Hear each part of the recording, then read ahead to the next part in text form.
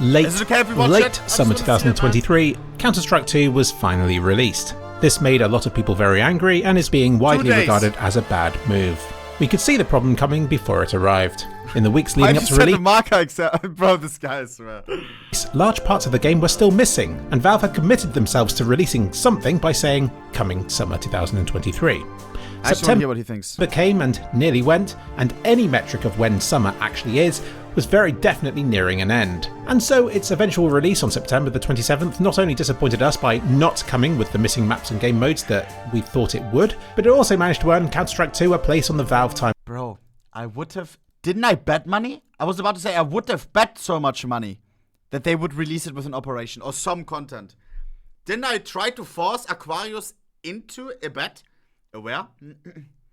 I don't think you agreed to it though. Bro, how do you release a game with so many less features and not welcome the new players with content like an operation or something? Ain't no way. That's crazy to me. But yeah, they had to rush it. List, which mostly documents when stuff comes out later than promised. So how did the release go? I think it went okay. The beta served its purpose well, transforming CS2 from being a limited prototype into being a bare-bones game with a reasonable degree of polish. We've seen updates rolling out for it at an unprecedented rate, which is just as well because Counter-Strike's fate depends on it. The only real mistake Valve made with this release was to promise the game this summer, and then to replace CSGO without replacing all its maps and game modes. Let's start by saying that Source 2 was kind of needed. CSGO made good use of Source 1 and pushed what it was capable of to the absolute limit. But the engine was ancient and extremely limited, and home to bodged coding from the decades of updates, tweaks and patches that engine had received by that point.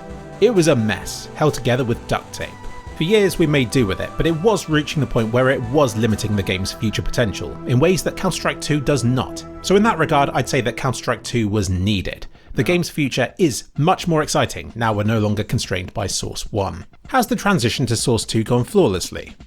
No. Has it gone reasonably well? Yes, I'd say so. History is so quickly forgotten, so I'll mention here that there were frequent forum discussions about Source 2 over the course of CSGO's lifespan, debating how the new engine would or wouldn't fix the game's many issues. So much speculation. But I think we all agreed on the complexity of moving CSGO to a new game engine, especially when it has to keep so much about the experience the same. Which other games have seen a shift like this? Spyro Remastered? So all things considered, I'd say it's done remarkably well. And I think we can accept a bit of bugginess now in exchange for the much brighter future a new engine has given Counter-Strike. But the release could have gone more smoothly with a less pressured release date, or at the very least, a roadmap of some sort to explain why half of the game is missing on release.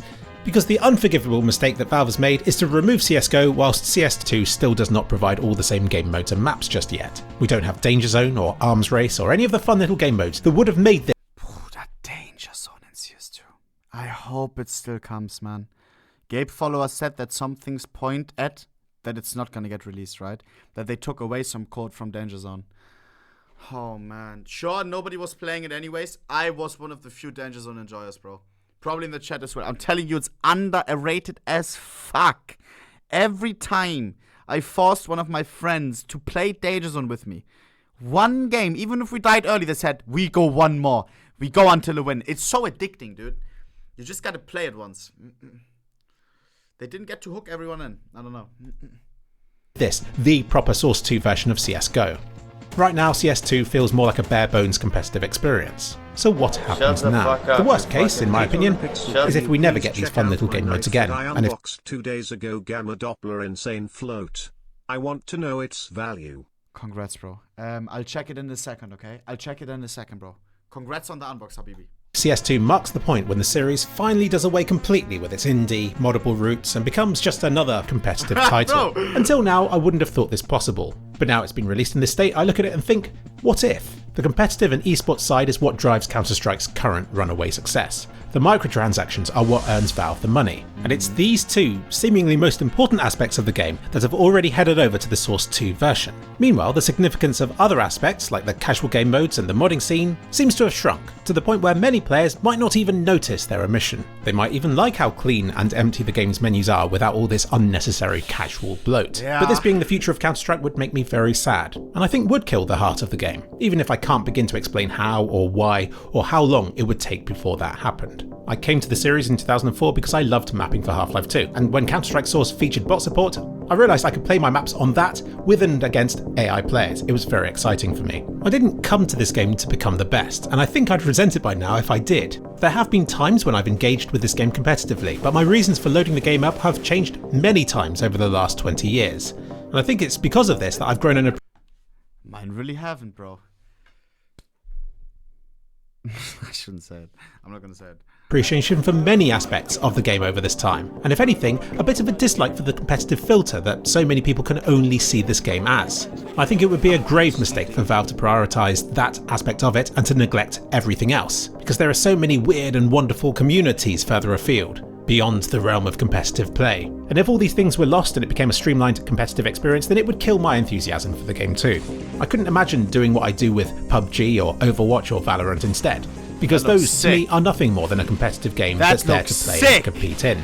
But Counter-Strike has always been like a whole ecosystem, one that's currently missing a very large part of it. I understand that the priority is to get the core gameplay tested and polished. Viper's sister. If you know, you know. Missing a very large part of it. I understand that the priority is to get the core gameplay tested and polished, and to ensure that CS2 is robust enough to stand up to the scrutiny of pro matches and arena-hosted events. That's understandable, given that it's now replaced CSGO, but I just hope the 2 in CS2 means more than just a new engine and a few minor tweaks to the competitive experience. I hope that Valve uses CS2 as a chance to revisit, to redefine, and to overhaul the rest of the game modes as well. They've rolled out the mapping tools early for it. That's a good sign, and they're clearly not just going to abandon all the skin makers either. I reckon that's just going to carry on as it always has done, only with prettier finishes now that Source 2 has PBR materials.